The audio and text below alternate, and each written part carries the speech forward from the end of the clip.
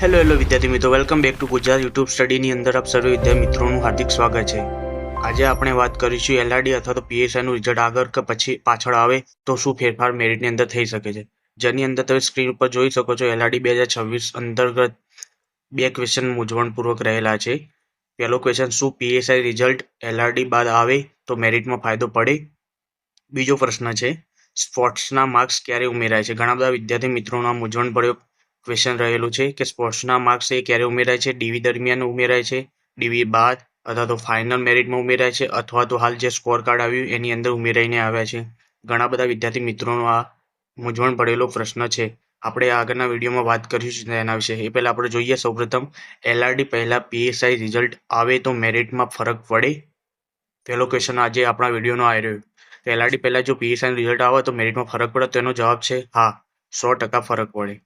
LRD પહેલાં જો પીએસઆઈનું result આવી જાય તો એલઆરડીની જે પણ વિદ્યાર્થીઓ એટલે કે પીએસઆઈની જે પણ વેકેન્સી છે, એટલે કે આજની તારીખમાં 2026ની અંદર 858 જેટલી પીએસઆઈની વેકેન્સી છે, તો એટલા એલઆરડી જે બોર્ડર લાઇન ઉપર રહેલા છે તે વિદ્યાર્થી મિત્રોને સીધો જ ફાયદો થઈ શકે છે।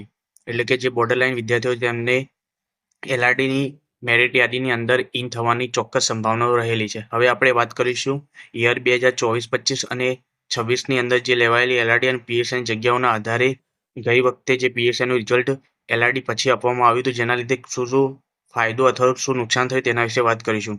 હવે તમે જોઈ શકો યર અને એલઆરડી અને પીએસઆઈની વેકેન્સી કેટલી હતી। તો આપણે સૌપ્રથમ વાત કરીશું 2023 અને 24ની અંદર જે પણ એલઆરડીની પરીક્ષા લેવાય એટલે કે પીએસઆઈની એક્ઝામ લેવાય તેની અંદર એલઆરડીની વેકેન્સી, એ જ રીતે વાત કરીશું 2025 અને 2026 એટલે હાલની જે એલઆરડી અને પીએસઆઈની ભરતી ચાલી રહી છે તેની વેકેન્સી।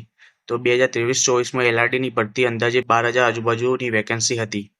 એ જ રીતે વાત કરીએ 2025-26માં એલઆરડીની કેટલી જગ્યાઓ છે હાલની તારીખમાં? 13,000 પ્લસ એટલે કે 13,000ની આજુબાજુ। એ જ રીતે 2023-24માં પીએસઆઈની 472 જેટલી વેકેન્સી હતી। એ જ રીતે આ વખતે 858 જેટલી વેકેન્સી છે। જો એલઆરડી પહેલાં જો પીએસઆઈનું રિઝલ્ટ આવી જાય તો આ વખતે જે 858 જગ્યા છે એનો સીધો ફાયદો એલઆરડી વેકેન્સી ઉપર એટલે કે એલઆરડીના વિદ્યાર્થીઓને થઈ શકે છે। તમે જોઈ શકો 23-24માં 12,000 હતી એલઆરડી, જેમાં પીએસઆઈ 472 જગ્યાઓ હતી।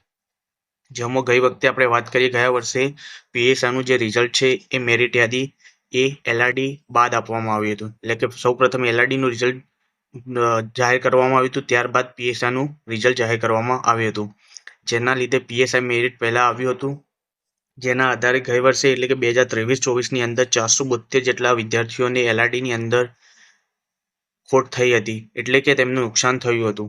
કારણ કે આ 472 જગ્યાઓ છે એ પાછળથી એલઆરડીની અંદર વેઇટિંગ લિસ્ટ ન હોવાના કારણે 472 જગ્યાઓ જે એલઆરડીમાં પાસ થયેલા હતા એ ઉમેદવારો જ્યારે પીએસઆઈમાં જતા રહ્યા 472 જગ્યાઓ ખાલી થઈ, જેના લીધે જે બોર્ડર ઉપર લાઇન ઉપર 2 કે 1 માર્ક્સ માટે રહી ગયા હતા એ વિદ્યાર્થીઓને 100% નુકસાન ગયું હતું। અને આ 472 જગ્યાઓ એલઆરડીની અંદર બગડી હતી, એટલે કે વિદ્યાર્થી મિત્રો પીએસઆઈની અંદર જોઈનિંગ કરી લીધું હતું। એના આધારે આ વખતે જોવા જઈએ તો 2025 અને 26ની ગયા વર્ષની સરખામણી જોઈએ 13,000 એલઆરડીની જગ્યાઓ છે, જ્યારે 858 જેટલી એટલે કે મોટી 850 કેટલી જગ્યાઓ કહી શકાય। જો આ વખતે પીએસઆઈનું રિઝલ્ટ એલઆરડી પછી જાહેર કરવામાં આવે તો કેટલી 850 જગ્યાઓ કેટલું નુકસાન એલઆરડી સીટની અંદર જઈ શકે છે।